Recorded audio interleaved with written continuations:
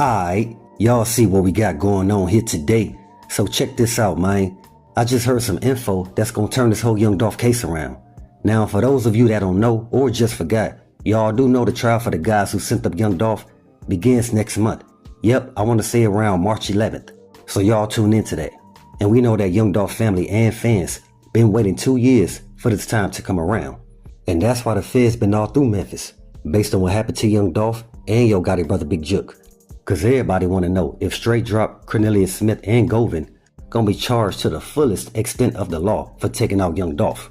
Now, we familiar with the fact that a domino effect of events have taken place since they took out Pepper Out Frank. From guys getting caught up to guys being sent up, starting with Straight Drop and Cornelius Smith, the ones they say up the burners to take out Young Dolph. Well, both of those guys, they family cribs got shelled up soon after that, all messed up.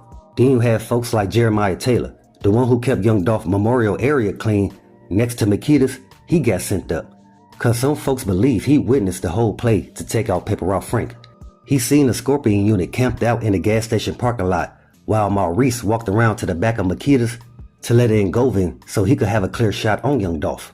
Then you had Raven out here controlling the narrative around the whole Young Dolph setup.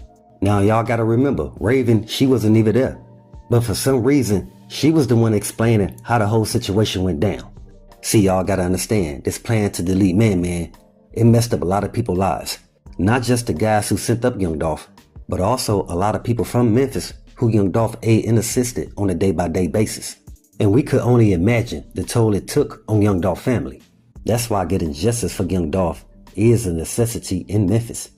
Now, before we continue, let's pay our respects to one of the realest and illest to come out of Memphis. So put those dolphins in the comments and show some love for Pepper Out Frank. He will forever be missed, not just for what he did, but for who he was. Again, one of the realest and illest to come out of Memphis. But I told y'all, Big Jook had a few people in his pockets when it came to collecting a bag to set up Young Dolph at the cookie shop. From guys in the streets to the people up that ladder when it come to getting done in Memphis. What's crazy is, Yo Gotti brother Big Jook, he had a few attempts on his life 3 months after Young Dolph was sent up. So when people was out there saying ain't nobody out here trying to slide for Young Dolph, oh they was just staying low key with it, making sure they got to the people who actually set up Young Dolph. That's why when they couldn't get to Big Jook, they went after Black Youngster brother and Straight Drop best friend CEO Tizzy. Cause it was said they was at the meeting Govin had at one of Big Jook's spots in Riverside to conduct an organized plan just to delete Man.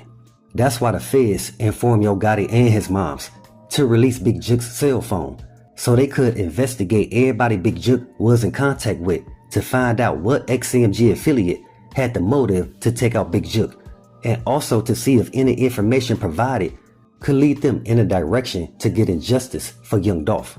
Now that Yo Gotti brother Big Jook was sent up, you got guys saying Govin, Straight Drop, and Cornelius Smith, they ready to tell everything and put it all on Big Jook. Yeah, man, they say these dudes about to tell on the unalive. And I see, that's been a new thing going on in the streets. You got dudes telling on people who ain't here to defend themselves. But if that's the route they want to take to get out that jam, then so be it. It may help you short term, but long term, folks and them still gonna be on your dome. To let it be known what y'all did to take out Pepper Out Frank, that was wrong. But like I said, word on the street is these dudes who removed Young Dolph about to tell everything. Basically, whatever Straight Drop brother Jamarcus didn't tell the feds, Straight Drop, Cornelius Smith, and Govin, they gon' eventually confess the rest. He's even word your boy Straight Drop, he trying to get the trial moved to a different venue. And he also called for a different jury, because it's too many people from Memphis who had a personal connection to Pepper Out Frank, which could lead they vote to sway a different way. Basically, Straight Drop, he in fear of his life. Dude had been threatened and already had 3 attempts on his life since he been behind a wall. Cause he believe it's some guys that want to get to him based on what happened to Young Dolph. And also because he about to tell everything now that Yo Gotti brother Big Jook is out the way. Even though Straight Drop and Lil Migo cousin was paid pawns, they about to put everything on Big Jook like he was the send off. But Yo Gotti and his guard dog Black Youngster want them to do what they was paid to do. And that's take the rap for what happened to Young Dolph and leave Big Jook out of it.